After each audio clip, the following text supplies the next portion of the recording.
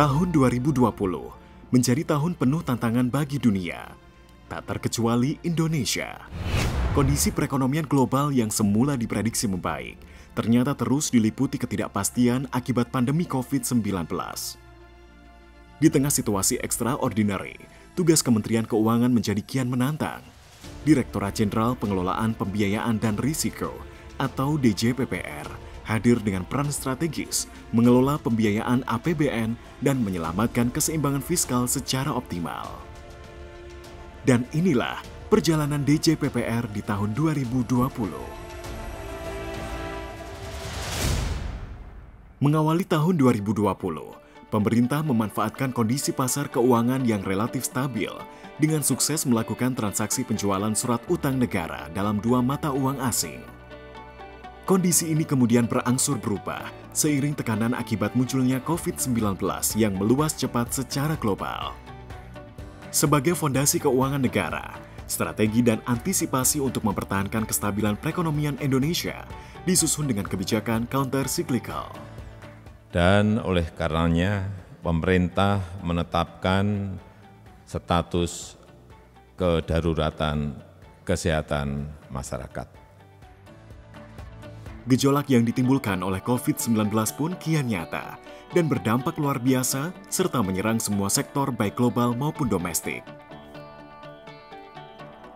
Hal ini mendorong pemerintah untuk memberikan intervensi dan stimulus yang perlu didukung oleh kebijakan extraordinary dalam APBN. Oleh karena itu, DJPPR terlibat aktif dalam penyusunan peraturan tentang kebijakan keuangan dan stabilitas sistem keuangan. Dan disahkannya Perpu Nomor 1 Tahun 2020 memberikan fondasi bagi pemerintah untuk melakukan langkah luar biasa dalam menjamin kesehatan masyarakat dan pemulihan ekonomi nasional atau PEN. Pada sisi fiskal, pemerintah Indonesia memberikan stimulus sebesar 4,2% PDB dan mengalokasikan Rp695,2 triliun untuk sektor prioritas program PEN. Sebagai konsekuensi logis dari penambahan kebutuhan belanja negara, defisit APBN 2020 mengalami perubahan yang cukup signifikan. Meskipun demikian, pelebaran defisit APBN ini ditargetkan menurun secara bertahap, sehingga di tahun 2023 dapat kembali berada di bawah 3% terhadap PDB.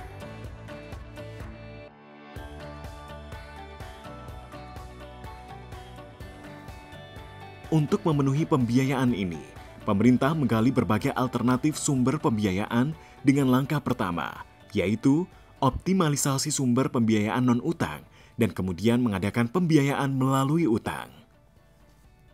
Pemerintah melakukan penarikan pinjaman dari Asian Development Bank sebagai bantuan pembiayaan di tengah pandemi. Solidaritas antar negara dalam memberikan sumber pinjaman yang murah di kala pandemi ditunjukkan melalui bantuan program COVID-19 Active Response and Expenditure Support. Program ini diberikan sesuai kebutuhan dan dilakukan bertahap, serta sejalan dengan pengelolaan pembiayaan utang kita yang prudent dan terukur.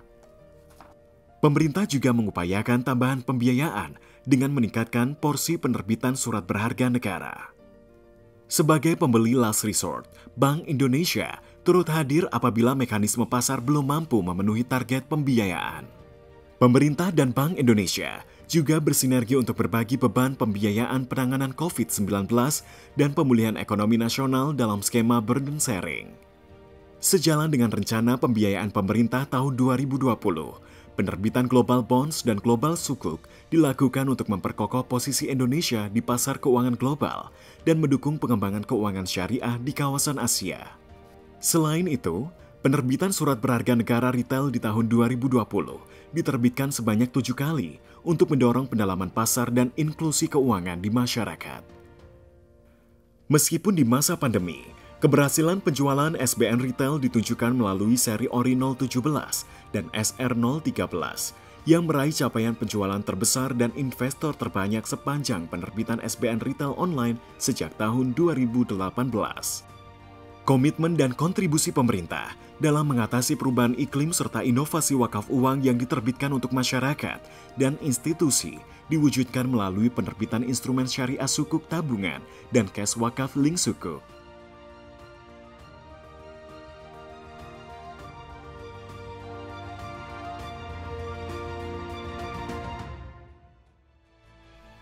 Untuk memperkuat kerangka program PEN, DJPPR pun berperan mengelola kebijakan penjaminan pemerintah dengan memberikan penjaminan kepada UMKM, korporasi non-UMKM, dan korporasi padat karya. Dengan adanya tambahan modal kerja yang dijaminkan, para pelaku usaha dapat kembali melakukan kegiatan bisnis dan menghindari aksi pemutusan hubungan kerja, serta kemudian mampu menggerakkan roda perekonomian. Di tahun 2020, skema kerjasama pemerintah dan badan usaha tetap dijalankan dan didorong dalam mendukung percepatan pembangunan infrastruktur daerah dan diharapkan dapat mendorong upaya pemulihan ekonomi. Kinerja DJPPR dalam mengelola pembiayaan secara tepat dan efektif, menurunkan biaya utang, serta menjaga risiko di tingkat yang aman di tengah pemulihan ekonomi, diapresiasi dan dinilai sangat baik. Untuk kedua kalinya, Global Market menganugerahkan DJPPR sebagai pengelola utang pemerintah terbaik se-Asia Pasifik tahun 2020. Selain itu, apresiasi yang diberikan oleh lembaga pemeringkat kredit terhadap Indonesia mencerminkan bahwa kebijakan pemerintah dalam mengatasi pandemi COVID-19 sudah berada pada jalur yang tepat. Tantangan yang dihadapi saat ini dan ke depan tidaklah mudah. DJPPR akan terus berupaya untuk semakin profesional mengelola pembiayaan APBN dan risiko keuangan negara untuk menjaga kesinambungan fiskal dan pembangunan masa depan Indonesia.